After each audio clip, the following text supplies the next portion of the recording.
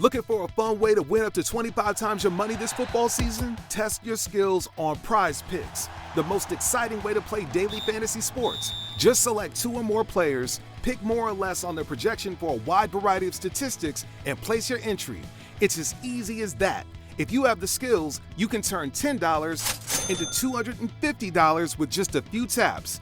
Easy gameplay, quick withdrawals, and an enormous selection of players and stat options are what make Prize Picks the #1 daily fantasy sports app.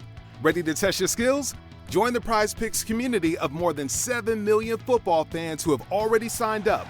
Right now, Prize Picks will match your first deposit up to $100. Just visit prizepicks.com/get100 and use code GET100. That's code GET100 at prizepicks.com/get100 for a first deposit match up to $100. Prize Picks, daily fantasy sports made easy. Welcome to the 8th episode of the Meet the Mancunian podcast. The Meet the Mancunian podcast takes you on a weekly journey around the local community in Manchester. Season 2 has an interesting lineup of inspiring guests making a social or community impact in the city. Presented by Deepa Thomas Sutcliffe, newbie Mancunian. Tune in every Tuesday for your weekly dose of inspiration. Concerned about the homeless? In this episode, we hear from Risha Lancaster, co-founder, Coffee for Craig. I'm delighted to introduce my guest, Risha Lancaster, co-founder of Coffee for Craig. Thank you, Risha, for joining me today. Oh, it's a pleasure. Thank you. Thank you for having me. Looking forward to our conversation. How did you find your passion for working with the homeless, please? I think, well, it all kind of started, back in 2013. I found out that my brother Craig was street homeless. He'd previously had a mental health breakdown and he ended up sort of in hospital about 4 years before I found out that he was actually street homeless. And throughout that 4 years, I used to sort of go back because I live up in Manchester. He lived in Cardiff. That's where I'm from originally. And I'd go back and forth and sort of see him. And he was always saying that he was fine, that everything was okay, that, you know, everything was good. And then our stepdad died and I went to his funeral, and Craig came to the funeral, and that's when I found out that he was actually street homeless. And at the time, myself and Hendrix, we didn't know anything about homelessness or how to help or sort of anything like that. My line of work was people with learning difficulties, so we were sort of in the care industry, so we had some idea, but the only way that we could think to help him was to actually ask people who were street homeless themselves.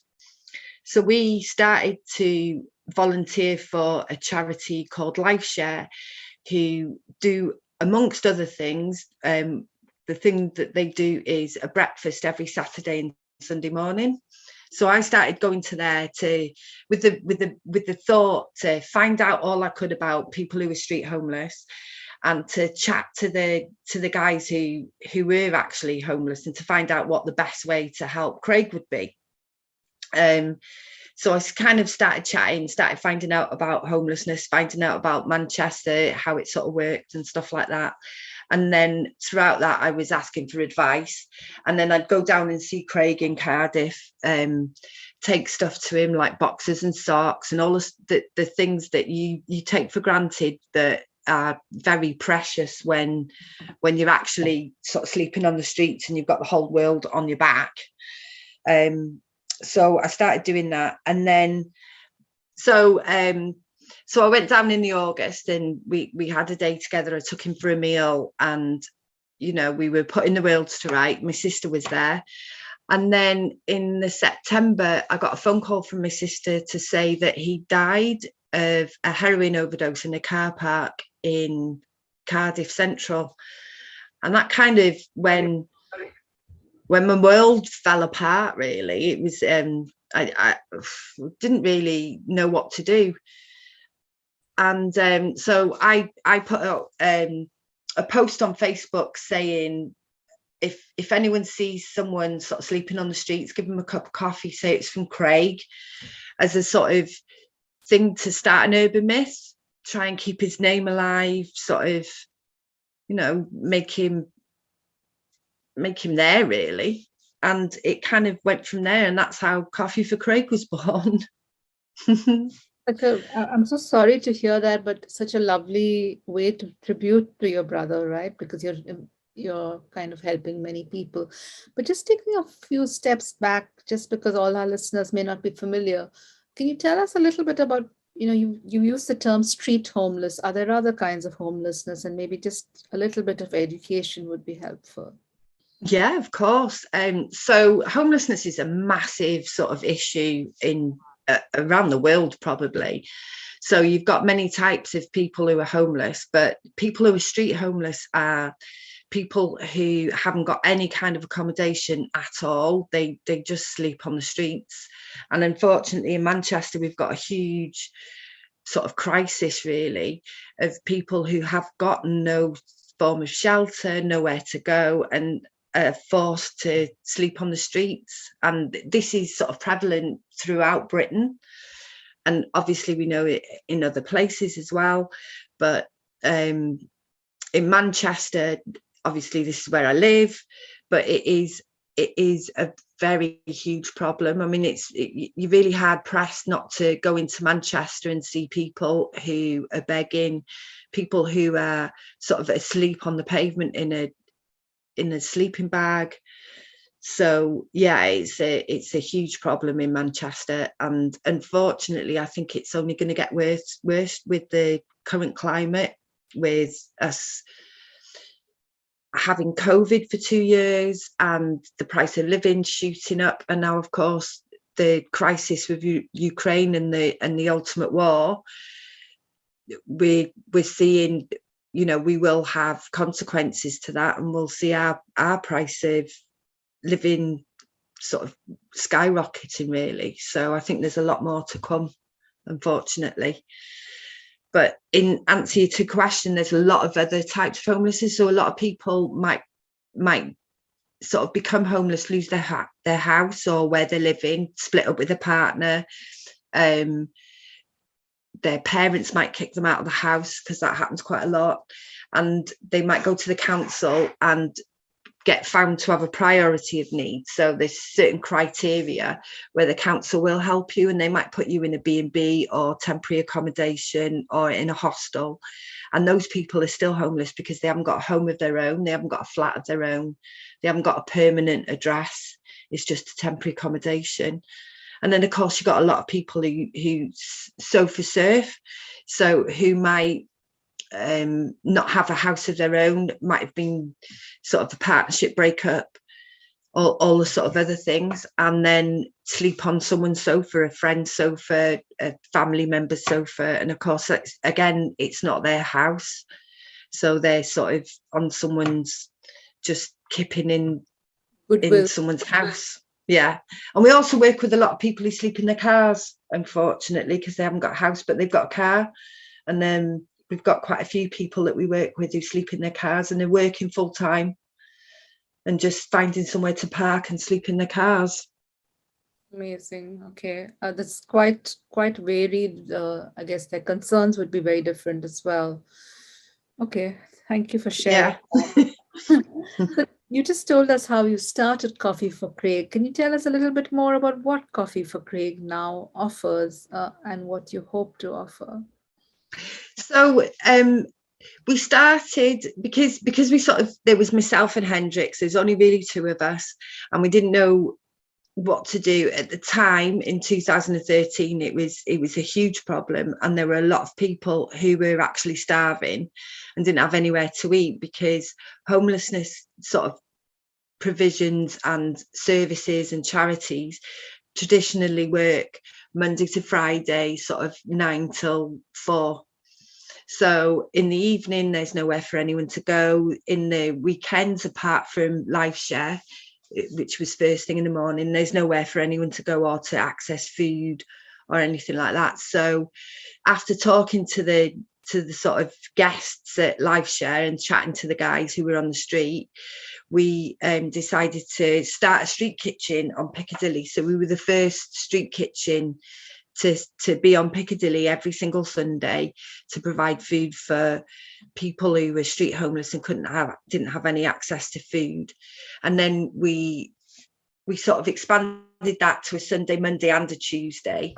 And then we started sort of talking to other charities, other grassroots organisations, and formed Coalition of Relief, which was a load of us got together, and we decided that we wanted to sort of start working with the council, start working with the police.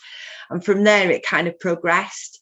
The Homelessness Partnership was formed, all the charities started working together with the council, and we started to sort of chat to the council and say that we needed something in the evenings to offer to people, and somewhere where we could start sort of collating information about people who were on the street, start working with the council, start working with all the charities.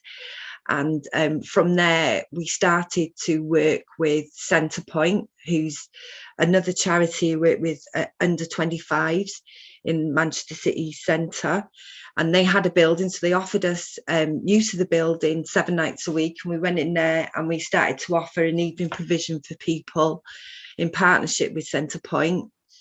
And then in 2020, just before the lockdown, we were able to get our own building, and we opened up on our own sort of full time. So now we have our own building called The Meanwhile, and we offer 7 nights a week evening drop-in for people who are sleeping on the streets, people who are in crisis, to sort of come in, have a bit of dignity, sit down, have an evening meal with plate and a knife and fork, watch a bit of telly, and sort of start to build trust in with us, and then for us to start to give advice, signpost, move people on, and start them on their sort of steps to recovery, really. So that's what we do now, amongst other things. That is amazing, and it's great to see how that progressed from your working with other charities, but also then starting to kind of branch off on your own to take this to create a small community and support, I guess, for the homeless.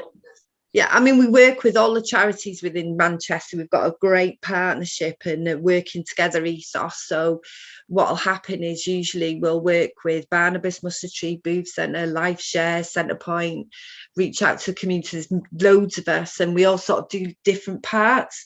So the charities that work during the day, if they're working with someone and ongoing work needs to be done, they'll let us know, and then the person will come to us and we'll carry on with the work, and vice versa.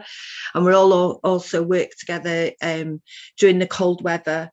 So during the winter, we have a cold weather sort of offer with Manchester Council, and this year we've all worked in partnership to try and ensure that people don't have to stay on the street throughout the winter, and sort of helping them to there's a couple of hotels that are set up just for the winter, and we sort of working with people within the hotels, and then Barnabas and on the out and everything sort of carry out work during the day.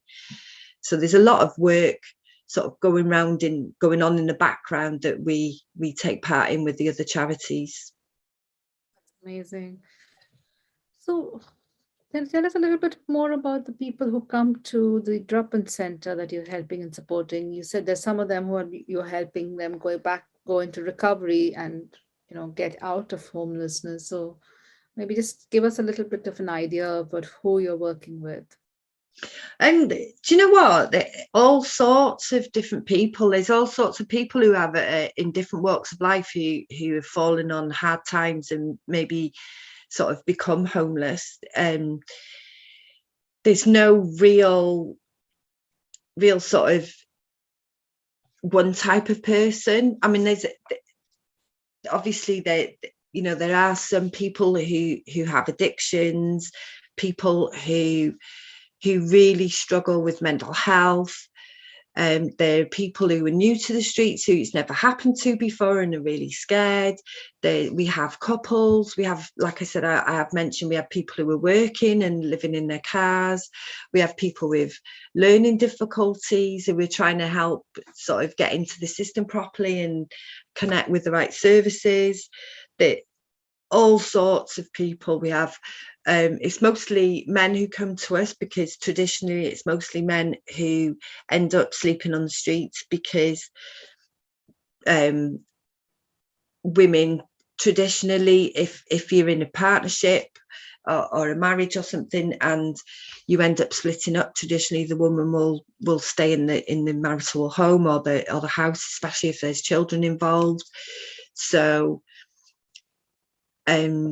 sort of all walks of life and all sorts of people. It's very hard to sort of pinpoint. There's a lot of people, young people, who unfortunately on the streets who've come through the care system and, you know, don't have the necessarily life skills to carry on because they might not have been taught it. There's so many issues around homelessness. The majority, and I think you can pretty much guarantee that most people who end up on the street have had a lot of trauma in their life. So, you know, trauma can really affect you in different ways, and sometimes you can end up not being able to function in society in the way that all of us can, or, you know, the majority of us can. It's just really, really difficult to pinpoint a specific reason. Okay. And do all of them, are all of them keen to move on and move, you know, get back to living in accommodation of their own, and I guess get out of homelessness? Or might some of them have chosen it because of circumstances? I don't think anyone chooses it, and I think it's a misconception that people seem to think that people choose to be on the streets, because I don't think anybody chooses that. I think some people aren't able to access accommodation because they've been on the streets that long that it's really hard to sort of go into accommodation and have to follow the rules of the accommodation or the rules that constrict them. I think a lot of people have very chronic mental health issues, trauma, like I've said, addictions, and this sort of complicates people being able to access accommodation. But I think the people that are perceived to be making the choice are actually not making a choice to stay on the streets, but making a choice to have some sort of control in their life and not make the choice to go into a B&B or a hostel that is not a nice place to be. Some of the places that are there for people who are homeless or street homeless are not nice places. So some people might decide not to go in there because of the trauma that they might face while in there. Yeah, I think that's where we. To be honest, if your only choice is to go in a place that is not very nice, is not nice surroundings, has people in there who also have a lot of trauma and a lot of issues, and it's a scary place, you're not going to go in there, and there isn't any choice of anywhere for people to go. So it's a choice of being on the streets or being somewhere that you don't feel safe, or you're not treated in a way that you'd want to be treated, or it might be because the surroundings are really awful. You know, what you're going to choose, there's not really a choice, to be honest. I can totally. So until there's a choice, a real choice and a dignified choice, then people are going to choose, I say in inverted commas, to sleep on the streets because they feel safer. So, yeah. And until there is a home or somewhere where people can shut the door and have a little bit of dignity and have their own place and their own front door and their own key, everybody has that choice, then I don't think anybody chooses to be on the streets. Thank you for clarifying that. And um, you've talked a little bit about some of the challenges you've had to overcome, but are there some challenges you can share that you've got some lessons or some learnings that other people might be able to learn from? I think one nice thing is the fact that you all are working with the council and as a group of homelessness charities to make the best. That sounded very powerful for me. So if somebody's doing daytime and you're doing nighttime, then you could kind of give a holistic. I think that's a really difficult question. We all try and we all do that. And now I think our aim has always been to fit the gaps and to do the things that are needed around the other services and what is best for the guests. So we've never wanted to duplicate a service, and that's always been our aim.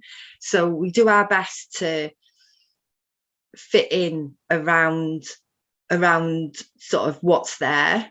And we are always mindful to sort of move our service for the best of our guests and what the need is at the time and what is needed.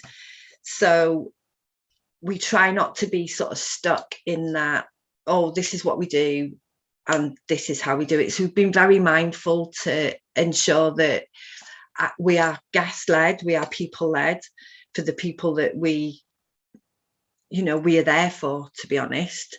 So that's always sort of in our mind, and our biggest thing is to always try to afford dignity to everyone and respect to everyone. So I think the biggest thing for us, if I'm answering the question correctly, is that everybody who's on the streets is a person, and everybody who's on the streets is Craig. Your brother, my father, my uncle, my mother, my sister, my best friend, my husband, my wife. Do you know what I mean? We're all, at the end of the day, we're all people and we're all equal. And just because one person might be on a hard journey, it doesn't mean that we have to judge. You can't judge unless you're walking in their shoes. You don't know what they've been through and what they're feeling.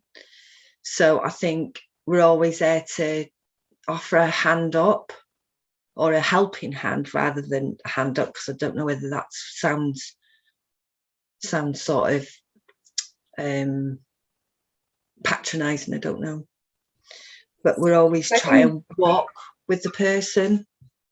I like the way that you talk about them as guests, and there's a lot of respect in what you're saying. So I don't think it's coming across in any other way. What impact would you say that you've made so far? I hope we've made an impact, and I hope we've made a difference to people's lives. People certainly come and say that we have. I think people have said that we've saved a lot of lives, and I think one of the biggest things for me is that when people come to our drop-in, they say that we've been told that it feels like home, and sometimes people come in and they feel normal for 2 hours, feel like they fit in. And I think that's, for us, that's the biggest thing.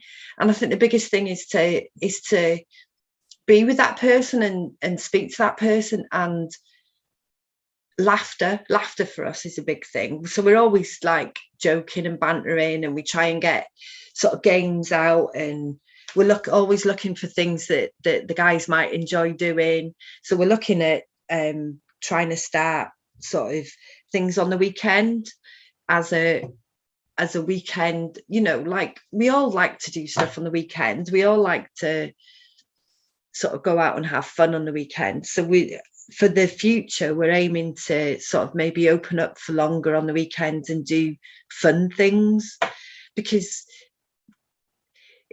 when you're homeless, you have to go to this appointment and that appointment, and there's so much pressure. You have to see this person and that person, you have to bid for this flat and bid for that flat, and then you have to go to the hospital and you have to do this and you have to do that, and it's a constant go to the doctors, do this, do that, and it's a constant pressure to keep appointments. And if you don't keep your appointment, you're either told you're not engaging, so that's it, you're on the streets and you can't do this and you can't. It's very sort of that way.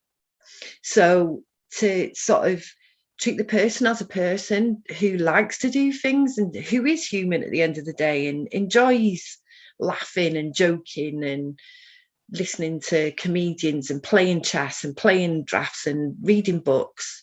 Do you know what I mean? I think for us, if you treat someone like that, then the self-respect might, starts to come back, and then they might be motivated to keep to this appointment and keep to that appointment, which we can facilitate and we can walk them through and sort of stuff like that. It's about that really, and not judging people and saying, if someone's got addictions, that that's how it is, and we can help with that. We can refer you to places and sort of help you with that journey, but there's no judgment.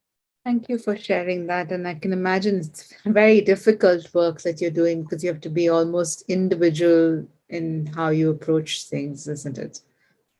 Yeah. What that person needs. So as I'm listening to you, I'm learning a little bit about it, and I can imagine how hard it must be.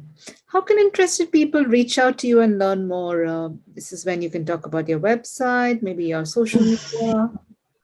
So yeah, we've got a website.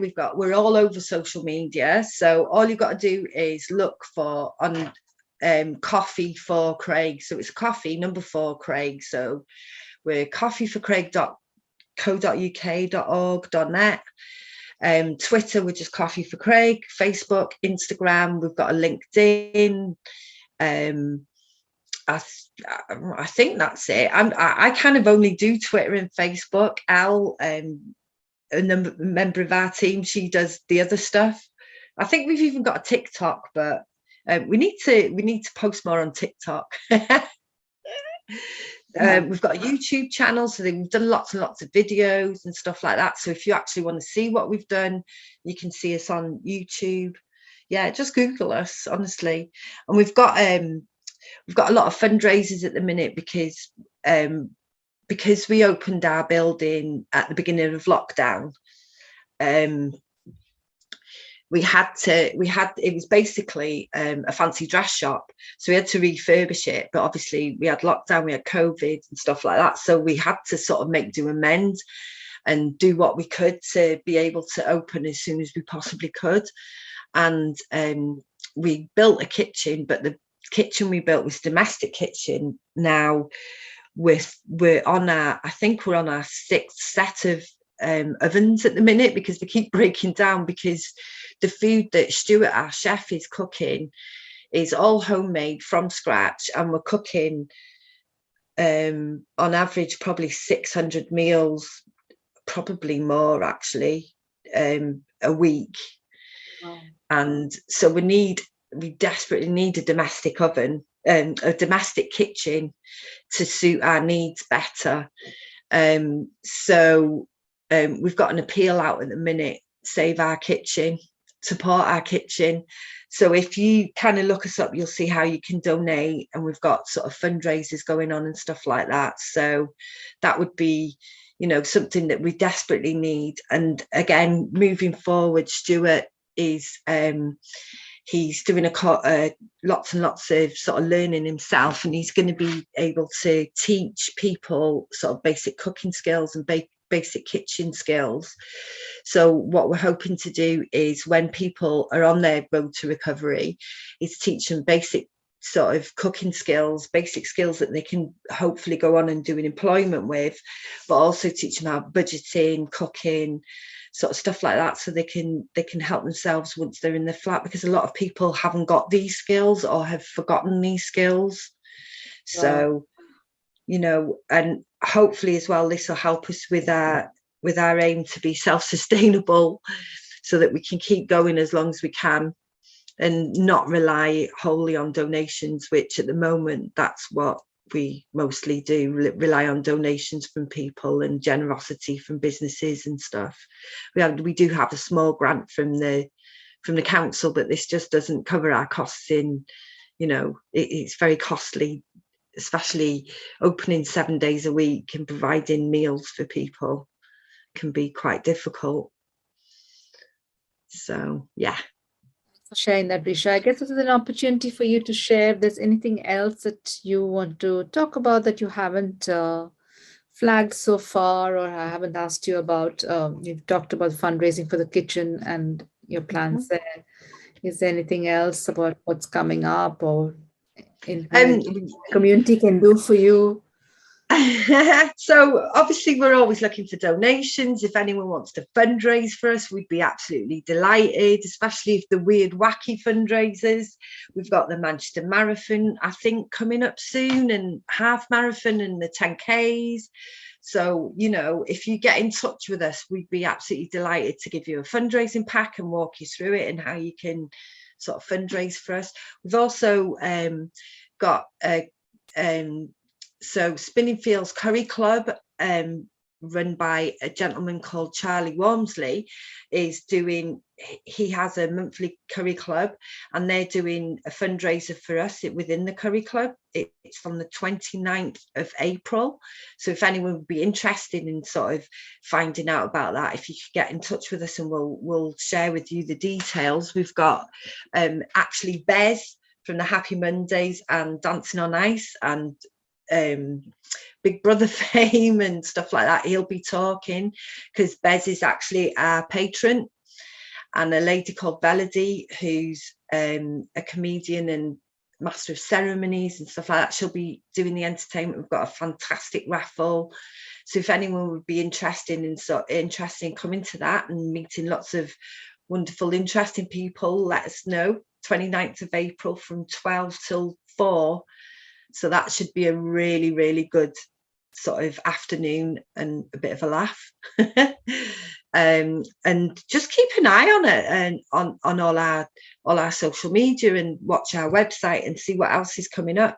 I think next year will be very interesting, because that'll be our 10-year anniversary, and we've got lots and lots of interesting things in store for the next year going forward.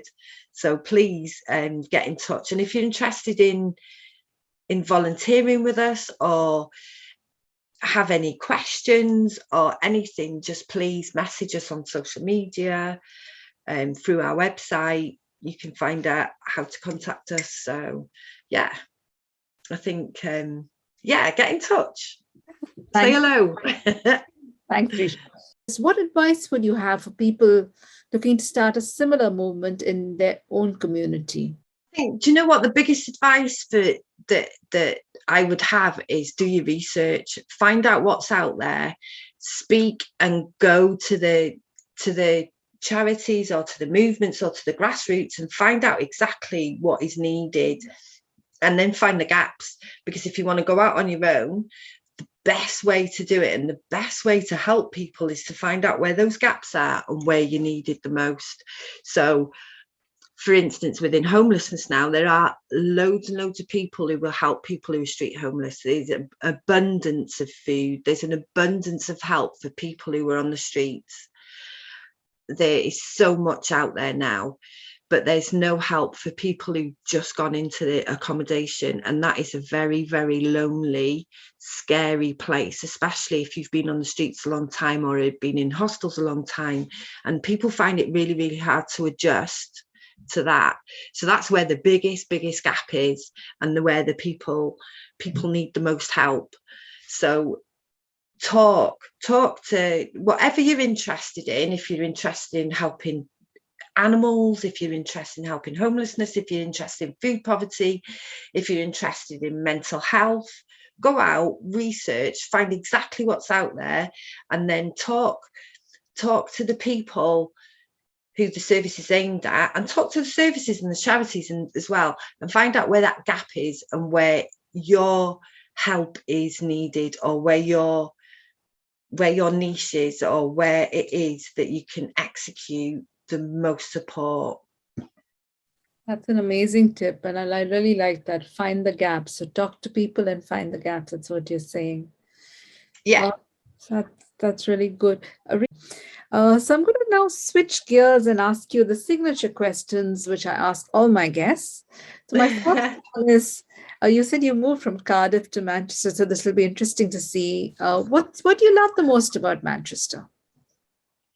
Oh, do you know what? I fell in love with Manchester when I first came up here. So I came up to live in 1995.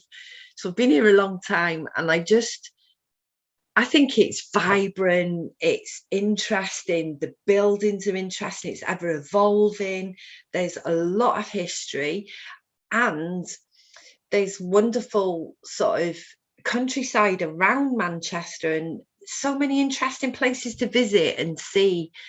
And obviously I love the people. I think, do you know what? When we first started Coffee for Craig, the Manchester people are just so generous and honest and friendly. And I don't know, I just love Manchester. It's just got a special vibe about it. And it's not, so like you go to London and it's really fast and really like fast paced, whereas Manchester's quite laid back, but it's also really fast paced at the same time. Does that make sense? And I'm learning more and more because I'm brand new, so it's always interesting to hear it from my guests and learn a bit about that. And I think it's very interesting for listeners as well. Where's your favorite place in Manchester? Oh gosh, honestly, that's such a hard question because I love Manchester City Centre.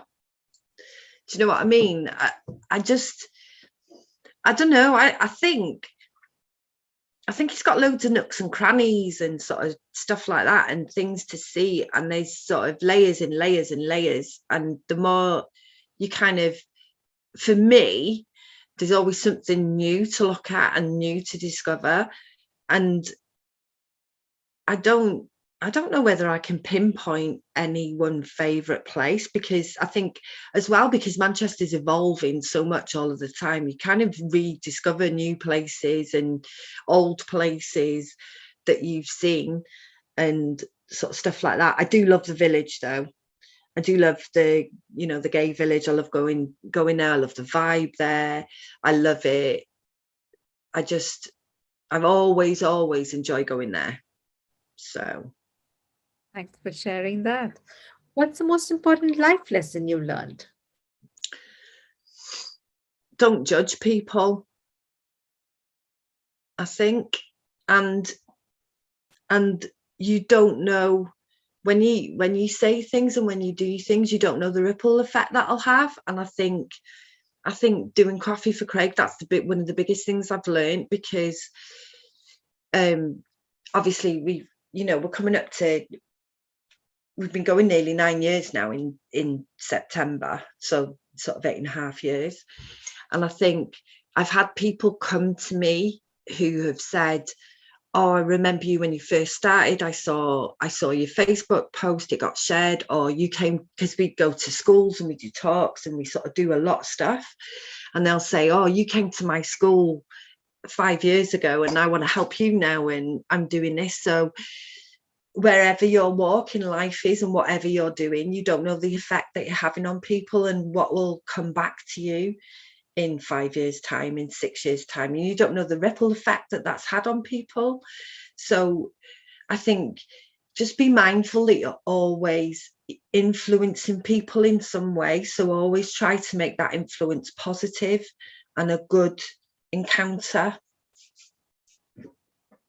That's a really great reflection point, actually, more than just a life tip, because like you said, you don't know what those ripple effects are, and therefore try and send only good things out into the world. Yeah, exactly. If someone wrote a book on your life, what would they title it? The Ponderings of a Dyslexic and ADHD Brain. Interesting. That is really, really interesting. Okay. Risha, thank you for talking to me and my listeners. Thank you all for listening from so many countries around the globe. I'm so glad to know you're finding some inspiration from the amazing Mancunian guests who feature here. I hope you enjoy the 8th episode of the Meet the Mancunian podcast season 2. Tune in every Tuesday for a new episode. Please do consider subscribing to the podcast and leaving us a review on Apple Podcasts. I would also be grateful if you could share this podcast with a friend or a family member. Thank you so much.